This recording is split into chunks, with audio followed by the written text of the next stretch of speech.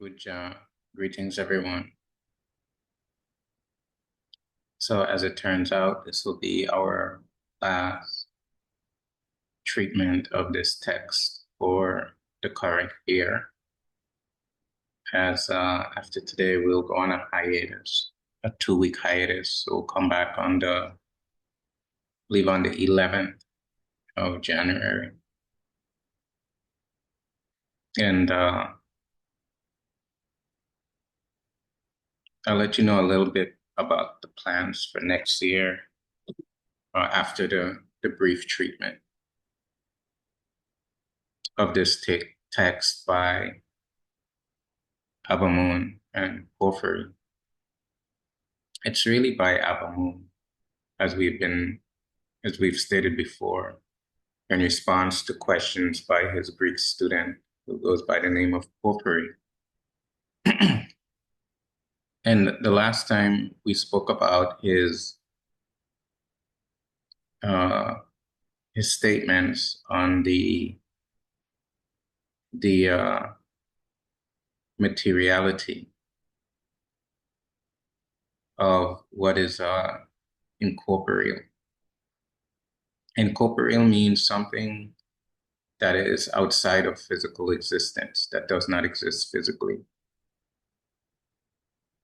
And what he was saying to Porphyry was that everything that is prolific, meaning everything that has velocity, power, force, meaning the energies of creation, the energies of the universe, strong and weak forces, gravity, etc., as well as material phenomena or phenomena that is apparent to the senses,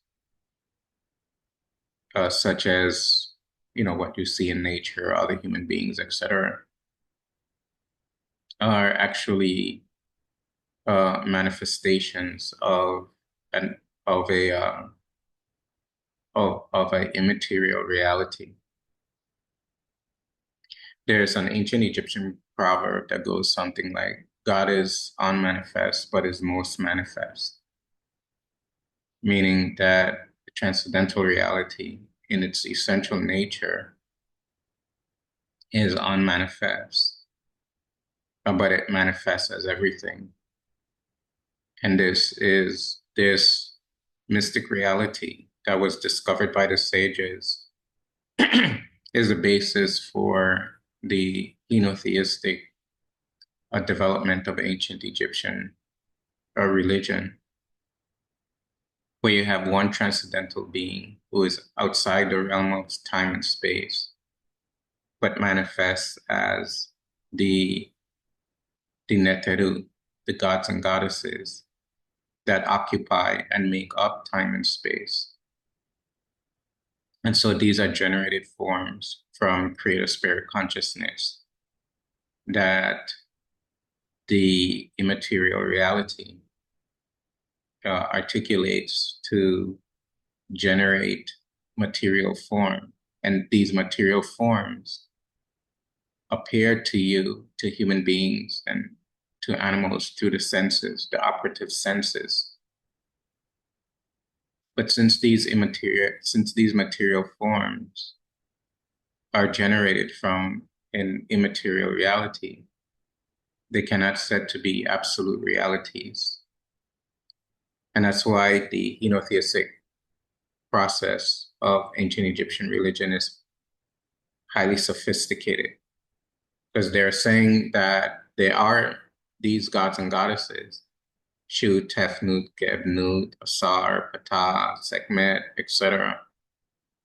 But these Neteru, these cosmic forces, gods and goddesses, are not absolute realities. But since these material forms are rooted in the absolute reality, then worshiping these Neteru in a systematic theurgical process of mystical yoga leads one to discover the immaterial reality. So to discover the transcendental reality, you need one of its manifestations to lead you there. But if you don't have Neteru, if you don't have gods and goddesses, the problem with the human mind is that it is not capable, it doesn't have the capacity to fathom the absolute transcendental reality. So you need divinities that the mind, a well-trained mind, can conceptualize, which then reveals certain secrets, shetal, to the mind that leads it to a transcendental mystic realization.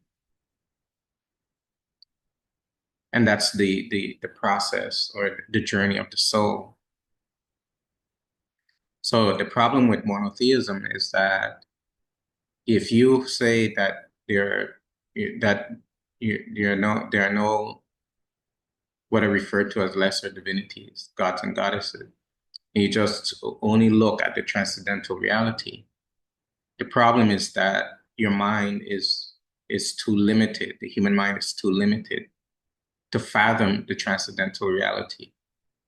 So then you don't really have anything of substance to concentrate on in your mind to develop its capacities and potentialities for a mystic realization. So that would be an amystical path, meaning a path without mysticism. And in there, you are stuck at the level of myth and ritual. When a proper, or if the full program of mystical religion or religion is you need myth, you need ritual, and you need mysticism. If you have those three components, then you have a full program of religion.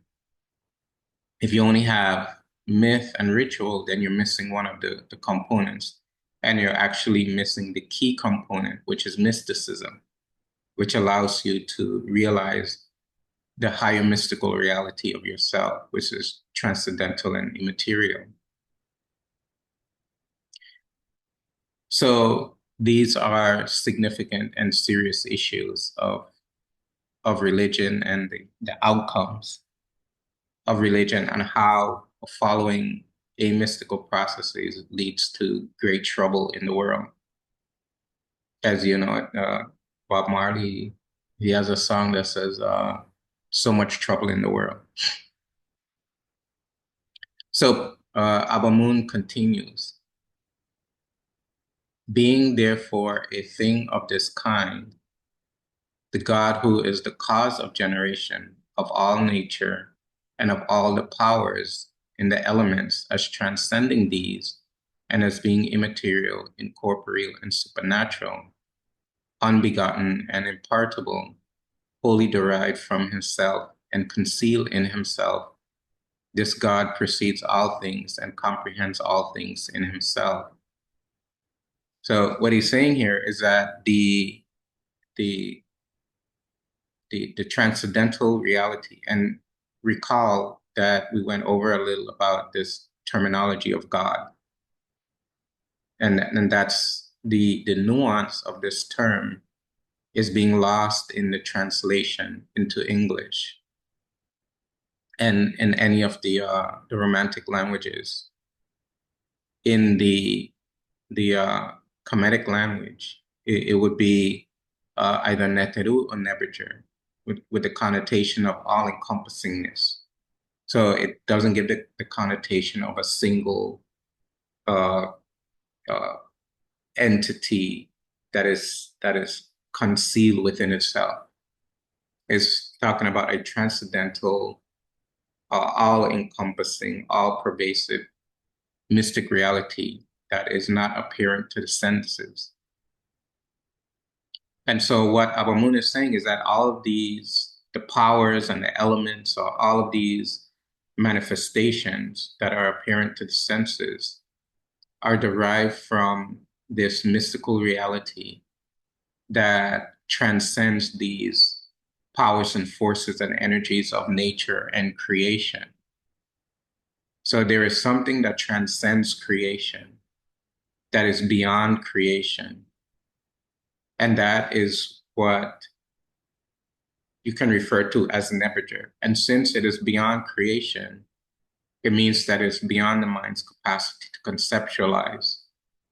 So therefore, all you can do with it within the realm of time and space is to apply some kind of verbiage, some kind of language that tries to explain or conceptualize what the mystical reality is that is beyond the mind's capacity to conceptualize. So the word that is applied to it, you can say all-encompassing divinity, Lord of the utmost limits, transcendental reality, all of these terms are basically incapable to truly conceptualize it the way it really is because it's transcendent of the mind. And therefore, nothing that the mind conceives as an explanation of this transcendental reality can conceptualize it properly. So then that beckons the question, if the mind cannot conceptualize it in its totality, then how is it known? How do sages understand this mystical reality that is beyond the mind, that words cannot conceptualize, but they can speak about? And that is due to a direct mystical experience. Excuse me. A direct mystical experience meaning that the spiritual practitioner goes into a meditative process, and the termination of that meditative process is a direct mystical experience of this transcendental reality. But when you're experiencing it, there is no mind, so there's no cognition. It's only an experience. And it is important to understand that when you're experiencing it, you're not an individual experiencing a transcendental. In the true mystical experience of it, you are experiencing the transcendental as the transcendental. So you experience yourself as the transcendental, but you're not experiencing yourself as an individual. You discover the all-encompassing universal nature of the transcendental reality. And so that's a lot. So we'll stop here for now. We'll come back after the break to talk more about these issues. And for next year, the plan would be the plan is, especially for the AEM course and what I mean by that, the Sunu course, the graduates, is to do an intensive in de-aging, longevity, and health optimization. And I might put out a few videos on it for the YouTube page. So that will be the focus for the year, along with completing the book, which is it's going to be a large text. And and to continue with the Duet series. The Duet series is now in Division 2.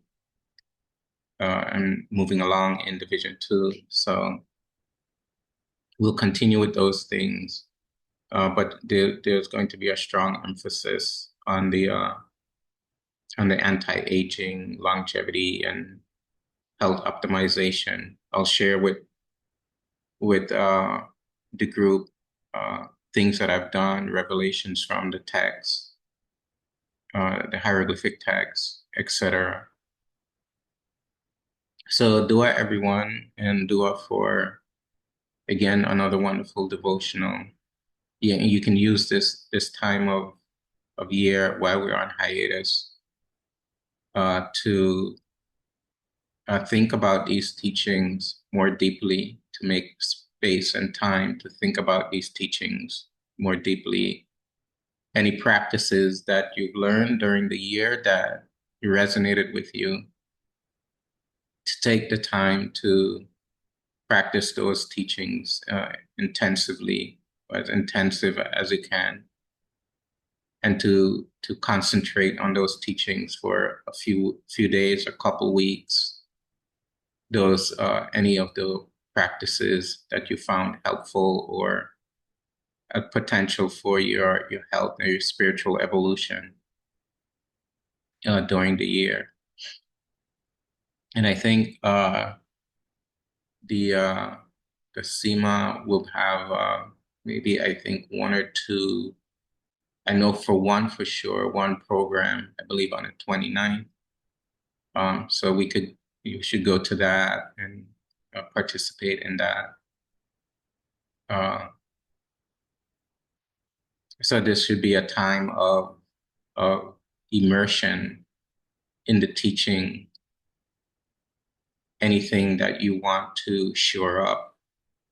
For example, if you want to develop your meditation, then use this time to really buckle down and practice your meditation. If you want to work on your devotion, the same. Wisdom, the same. If there's one or two of the postures that you find difficulty with that you want to improve upon, the Jeff Sema Power system, you can use this time to concentrate on that and integrate those practices. So for us, this is a time of deep practice and deep contemplation. It is not a time for extroversion and hanging out and partying and things like that.